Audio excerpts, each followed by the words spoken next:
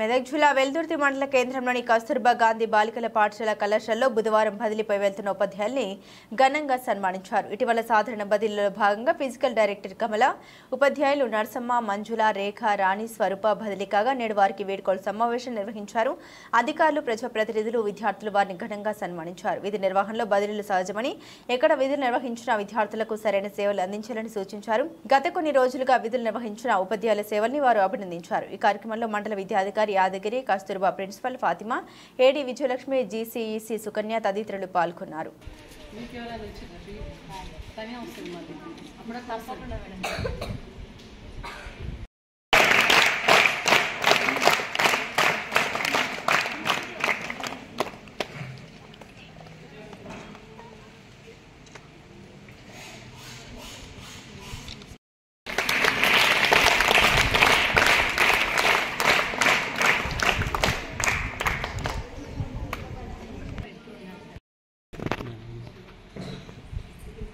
మీరు ముందుకు రండి. ఓకే.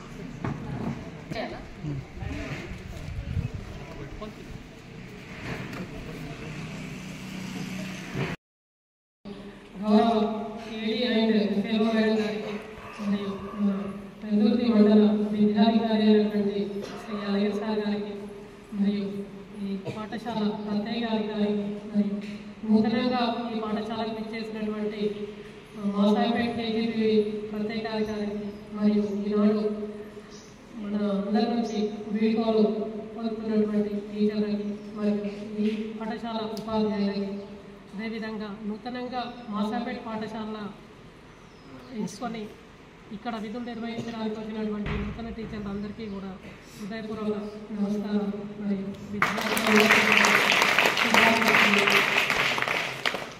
ఇంకా మనం ముఖ్యంగా మాట్లాడుకోవాల్సింది వీళ్ళకు ఇక్కడ నుంచి వెళ్ళిపోతున్న బదిలీపై వెళ్తున్నటువంటి టీచర్లకి వీడ్కోలు ఇస్తున్నాము. మీరు ఒకసారి పాఠశాలకు సందర్శించి ఈ కార్యక్రమంలో పాల్గొనాలని ఆహ్వానించినందుకు నేను ఇక్కడ ఒక సుమారుగా 10 నెలల పాటు డిసిడిఓగా పనిచేసి ఇప్పుడు నా శాఖ అయినటువంటి పాఠశాలలోకి వెళ్ళిపోవడం జరిగింది. మరి అయినప్పటికీ కూడా ఇంకా వాళ్ళు గుర్తుపెట్టుకొని అభిమానంతో పిలిచారన్నటువంటి ఆ అభిమానానికి రావాలని చెప్పేసి మళ్ళీ ఒకసారి మీ అందరినీ చూడాలి అని చెప్పేసి రావడం జరిగింది. చాలా సంతోషం అండి.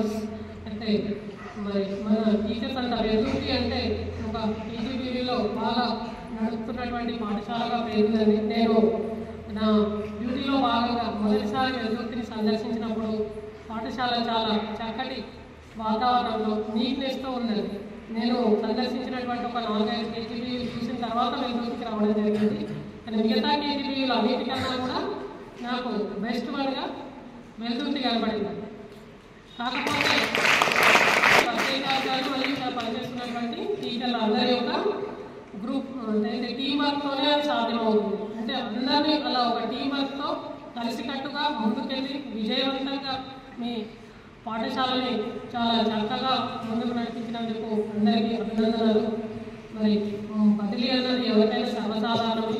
అందులో సంతోషించాల్సిన విషయం ఏంటి అంటే వీళ్ళు ఎప్పటి నుంచో బదిలీలు కోరుకున్నారు. ఒక 10-15 సంవత్సరాల నుంచి ఇక్కడే పనిచేస్తున్నారు కాబట్టి దూర ప్రాంతాల నుంచి వాళ్ళకు రవాణా సౌకర్యాలకి ఇబ్బంది అవ్వడం తప్ప ఇంకా వేరే ఏమీ లేదు. దానికోసం వాళ్ళ దగ్గర ప్రాంతాలకు వెళ్ళడం కోసమే ఎన్నో రోజులు చెరువు చూస్తున్నారు. మరి వాళ్ళకి ఆ కోరిక తీరిందని అనుకుంటున్నారు. దగ్గర ప్రదేశాలకు వెళ్ళినందుకు అందరికీ కూడా చాలా సంతోషంగానే ఉన్నారని చెప్పేసి అనుకుంటున్నాను.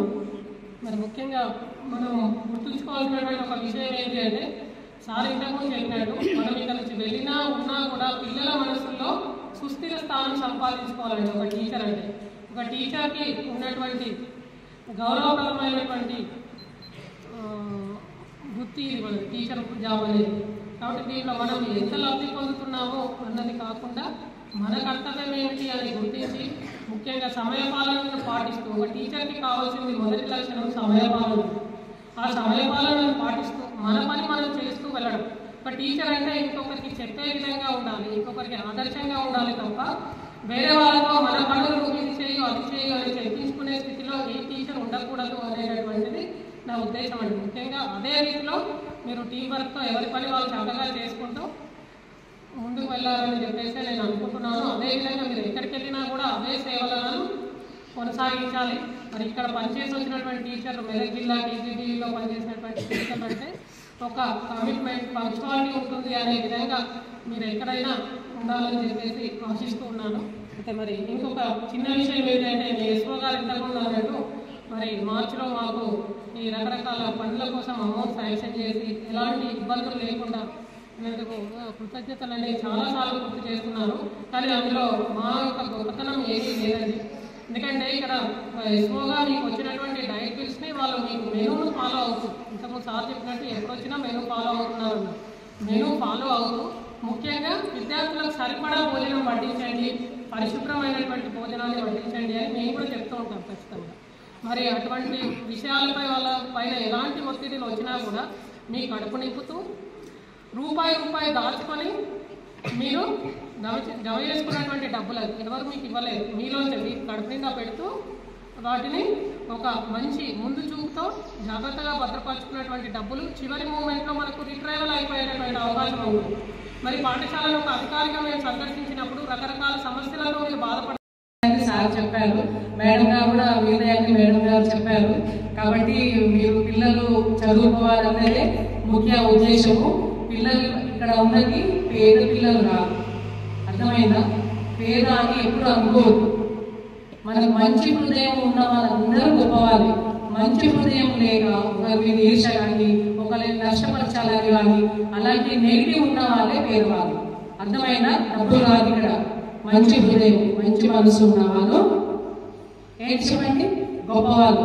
వింటున్నారా? నిద్రపోతున్నారు, వింటున్నారు కదా? అదే మీరు దృష్టిలో ఉంచుకొని బాగా చదువుకోవాలి. నేను చదువుకుంటా, నా పక్క వాళ్ళు చదువుకోవద్దు, వాళ్ళకంటే నేను బాగా చదువుకోవాలి అనే ఆలోచన మీకు ఉండాలి. అది వాళ్ళు కూడా చదువుకోవాలి. అది వాళ్ళు వెనుకబడిపోవాలి అని మీరు అనుకోవద్దు. అందరూ కూడా బాగా చదువుకోవాలనే కదా మా ఆలోచన, అంతేనా? బాగా చదువుకోవాలని మీ పేరెంట్స్ దగ్గర మీకు అంత మంచి చదువు అందుతుందో లేదు, ఎందుకంటే వాళ్ళు కష్టపడి పనిచేసుకుంటూ మా పిల్లలు ఉండొద్దు, బాగా చదువుకోవాలని మిమ్మల్ని ఇక్కడికి పంపించారు. కాబట్టి మీరు బాగా చదువుకోవాలి అనే ఉద్దేశంతోనే మరి ఒక కేజీబీలో అమ్మాయిల కూడా ఏర్పరచడం జరిగింది. కాబట్టి మీకు ఏమి కావాలన్నా కూడా గవర్నమెంట్ అన్ని చాలా బాగా అందిస్తుంది. ఎప్పటికప్పుడు మమ్మల్ని చెక్ చేయడానికి మేము ప్రకారంగా ఫుడ్ అన్ని నేను కూడా హాస్టల్ నుండి చదువుకున్నాను. కానీ మీకున్నలాగా మేము breakfast, snacks, tea, Boost, milk, 2-3 curries మాకు లేవు. అర్థమైందా? మేము అప్పుడు దొడ్డుగా పోకు అంటే ఇదేదో పనిష్మెంట్ అనుకునేదాన్ని. కానీ ఇప్పుడు అదే తింటున్నాం. ఎందుకు? హెల్త్ అది మంచిదని. అందుకే అది మనకి ఏది పెట్టినా కూడా అది చాలా మంచిది. ఎప్పుడో ఒకసారి ఏదో చిన్న ఇంతమంది మన ఇంట్లోనే 4-5 ఉన్నది కన్నా చిన్న మిస్టేక్స్ కానీ కూర వేస్ట్ కాకపోవడం ఏదో ఒకటి జరుగుతుంటుంది. ఒక్కొక్కసారి ఎలా ఉంటే మనం అడ్జస్ట్ చేసుకోవాలి. ప్రతి చిన్నదానికి కాకుండా ఇంపార్టెంట్ ఏంటంటే కాన్సన్ట్రేషన్ అంతా చదువు మీద ఉండాలి. మన టీచర్లు మీరు ఎందుకు మిమ్మల్ని భావి భారత పౌరులుగా తీర్చిదిద్దడానికి వాళ్ళు మనకు ఉన్నారు. అర్థమైందా? మీ కొరకే టీచర్స్ ఉన్నారు. కాబట్టి మరి మీరు కూడా టీచర్స్ చెప్పినవి చక్కగా చదువుకోవాలని నేను కోరుకుంటున్నాను. మళ్ళీ టీచర్స్ కూడా మీరు కూడా మరి మనము పిల్లల కొరికే ఉన్నాం మనం. కాబట్టి ఇప్పుడు మనము ఒక 10 రూపాయలు 100 రూపాయలు ఇచ్చి మనం రైస్ కొనుక్కున్నాం షాప్లో. వాడు మంచి బియ్యం లేకపోతే మనం ఊరుకుంటామా? నేను డబ్బులు ఇచ్చింది మంచి డబ్బులు ఇవ్వలేదా, నువ్వు ఎందుకు ఇట్లా ఇచ్చినావు అని చెప్పేసి మనం అడుగుతాం. అందుకే మనం సరిగ్గా చదువు చెప్పకపోతే గవర్నమెంట్ మనల్ని అడుగుతుంది, ప్రశ్నిస్తారు. కాబట్టి మనం అంతలాగా తెచ్చుకోవద్దు. మనం ఇప్పుడు వెళ్తుంది అంటే మంచి స్కూల్, మంచి టీచర్స్, మంచి స్టాఫ్ లాగా మీకు పేరు ఉంది. కాబట్టి మీరు ఎక్కడ వెళ్ళినా కూడా వెళ్ళేవాళ్ళు కానీ వచ్చిన వాళ్ళు కానీ అందరూ కూడా మళ్ళీ అంతా కలిసి చక్కగా పనిచేసుకోవాలి అని చెప్పి నేను కోరుకుంటున్నాను. అలాగే మరి నా టీచింగ్ మరి వాళ్ళు కూడా వర్కర్స్ మరి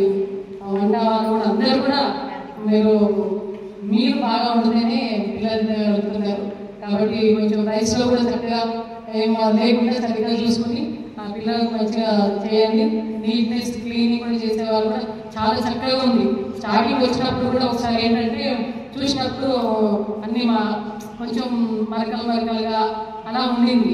మీ ఎస్ఓ మేడం ఎప్పుడు వచ్చినా మేడం మా స్కూల్కి ఇది లేదు, మా స్కూల్కి మిక్సీ లేదు, మా స్కూల్కి పైసా లేదు అలా అన్నారు అనమాట. మీ ఎస్ఓ కాదు, వేరే మేడం, మీ ప్రిన్సిపల్ మేడం కాకుండా వేరే వాళ్ళు కూడా చాలా మంది ఇది లేదు అది లేదు అన్నారు అనమాట. సరే ఇది లేదు అంటే ఏ విధంగా, ఎందుకంటే రాయాలి, గవర్నమెంట్ రాసి ఎట్లా తీసుకురావాలి ఏంటి అని మేము ఆలోచించాము. అది మార్చి వచ్చింది. మార్చి వచ్చినప్పుడు ఏంటంటే కొన్ని ఫండ్స్ మన అకౌంట్లో మీకు రావాల్సిన ఫండ్స్ కొన్ని అకౌంట్లో ఉన్నాయన్నమాట, మిగిలిపోయినాయి. అవి కనుక మార్చి ఎండింగ్ వరకు వాడుకోలేకపోతే అవి ఉల్టా వెళ్ళిపోతాయి, ఎందుకు పనికి రాకుండా అయిపోతాయి. మరి ఇదివరకు ఏ విధంగా ఇచ్చారో తెలియదు, కానీ నాకు మాత్రం ఇప్పుడు ఉపయోగం ఇక్కడికి వచ్చిన తర్వాతనే, మెదక్ వచ్చిన తర్వాతనే నాకు ఉపయోగం ఇన్ఛార్జ్ ఇచ్చారు. కాబట్టి నా వంతున ఏ విధంగా ఉపయోగపడతాను నేను పిల్లలకి, నా సొంతగా నేనేం పెట్టకపోయినా కూడా నా వృత్తిపరంగా నేను ఏ విధంగా ఉపయోగపడతా అని నేను కూడా ఆలోచించి, నాతో పాటు సుకన్య మేడం జీసీడీఓగా ఉన్నారు, తను కూడా మంచి ఆలోచన గల వ్యక్తి. మా ఇద్దరి కోఆర్డినేషన్ చాలా బాగుంది. కాబట్టి మేడం ఎట్లా ఎక్కడ ఏంటి అంటే ఓకే అని, సార్ కూడా సరే వీళ్ళిద్దరు కలిసి చేస్తున్నారు. కార్యక్రమంలో పాల్గొన్న అందరికీ కూడా నమస్కారం తెలియజేస్తూ విద్యార్థులందరికీ నా శుభాశీస్సులు తెలియజేస్తున్నాను. ఇక్కడ పనిచేయడం బయటికి వెళ్ళడం అనేది అతి సర్వసాధారణమైన విషయం. ఎందుకంటే ఏదైనా కానీ ఒక స్థానం నుంచి ఇంకో స్థానానికి బయటికి వెళ్ళడం అతి సహజమైన లక్షణం.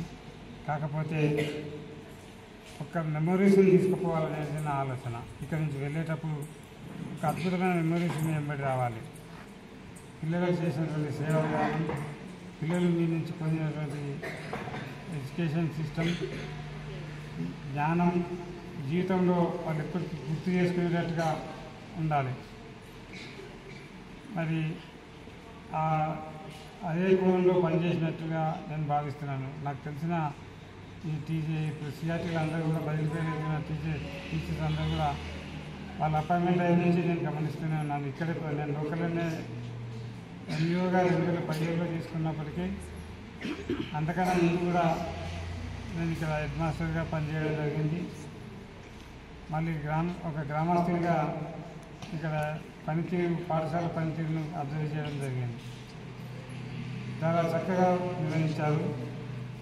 సమయానికి రావడం, ఎక్కడుంటారో ఏం లెక్కనో తెలియదు, కానీ మనకు 9 o'clock స్కూల్లో ఉండాలి అంటే 9 o'clock రావడం చాలా గమనించాను. టీచర్స్ అందరూ కూడా పేర్లు తెలియాలి నాకు. పర్టికులర్గా అందరూ కూడా మంచి సేవలు అందించారు. సోషల్ మీడియం కానీ, బయోసైన్స్ మీడియం కానీ, మేము బదిలీపై వెళ్తున్న ప్రతి టీచర్ కూడా చాలా చక్కటి సేవలు అందించారు. నా దృష్టిలో కూడా ఒక ఎంప్లాయీకి మీకు సర్వీస్ బుక్స్ ఉంటాయా మేడం? ఉన్నాయి. రెగ్యులర్ ఎంప్లాయీకి కూడా సర్వీస్ బుక్ ఉంటుంది, కానీ నేను ఒరిజినల్ సర్వీస్ బుక్ అది నేను ఎక్కడే తీసుకోను. ఒరిజినల్ సర్వీస్ బుక్ ఏంటంటే మనం ఏ స్థానంలో అయితే పనిచేస్తున్నామో, ఏ పిల్లల కోసమైతే పనిచేస్తున్నామో, పిల్లల యొక్క హృదయాలే ఒరిజినల్ సర్వీస్ బుక్స్. వాళ్ళ హృదయాల్లో మనం చిరకాలం ఉండేటట్టుగా మనం సర్వీస్ అందించాలి. అనుక్షణం పిల్లల అభివృద్ధి కోసం పనిచేస్తూ ఉండాలి. దేవుడు మనకు గొప్ప అవకాశం ఇచ్చిండు.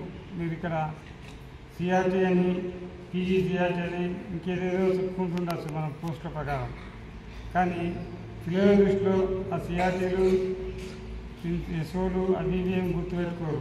వాళ్ళకు గుర్తుండేదల్లా principal madam, head master madam, SO గారు, ఫాతిమా మేడం, సబ్జెక్టు టీచర్స్గానే మిమ్మల్ని గుర్తిస్తారు. ఒక మంచి టీచర్ యొక్క మంచి సర్వీస్ బుక్ అంటే వాళ్ళ పిల్లల హృదయాలు. రెగ్యులర్ సర్వీస్ బుక్ లోపల మనం ఏదైనా అధికారిని ప్రభావితం చేసి ఎంట్రీ చేసుకోవచ్చు, కానీ ఈ ఒరిజినల్ సర్వీస్ బుక్స్ లోపల ఎలాంటి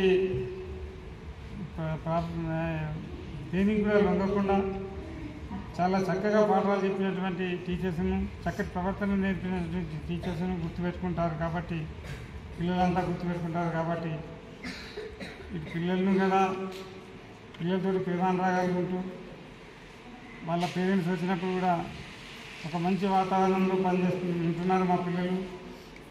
భద్రతా భావం కలిగేటట్టుగా పేరెంట్స్కు కలిగిస్తూ పేరెంట్స్ని కూడా మంచిగా రిసీవ్ చేసుకొని పిల్లలకు పేరెంట్స్ కూడా ఓపికతో సమాధానాలు చెప్పిన సందర్భాలను నేను ఈ పాఠశాలలో గమనించాను.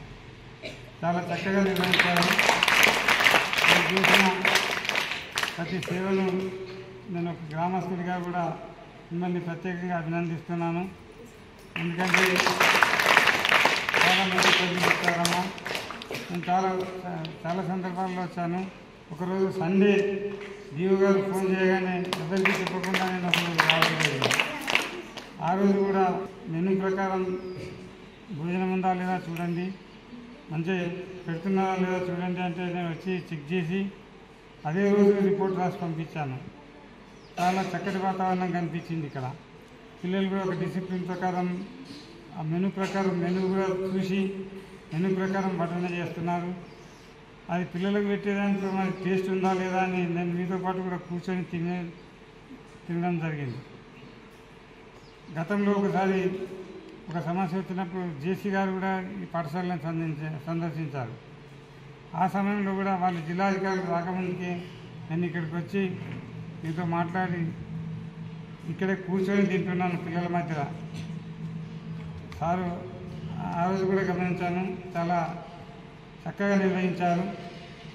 సంస్థ అన్నప్పుడు ఒక నలుగురు వ్యక్తులు ఒక దగ్గర పనిచేస్తున్నప్పుడు అభిప్రాయ భేదాలు ఉండడం సహజం. అది కాకపోతే ఒకే లక్ష్యం కోసం పనిచేస్తున్నటువంటి మనం ఆ అభిప్రాయ భేదాలన్నీ వ్యక్తిగతమైనవిగా భావించి ఆ లక్ష్యం ఏదైతుందో లక్ష్యం మాత్రం ఒకటే, పిల్లలు మన దగ్గర చదువుతున్న పిల్లలు అభివృద్ధిలోకి రావాలి, 10 GPA సాధించాలి, పిల్లలు భవిష్యత్తు లోపల స్థిరపడాలి, మంచి ఈ చక్కటి చదువు అవకాశాన్ని ఉపయోగించుకోవాలి, కాపాడుకోవాలని చెప్పి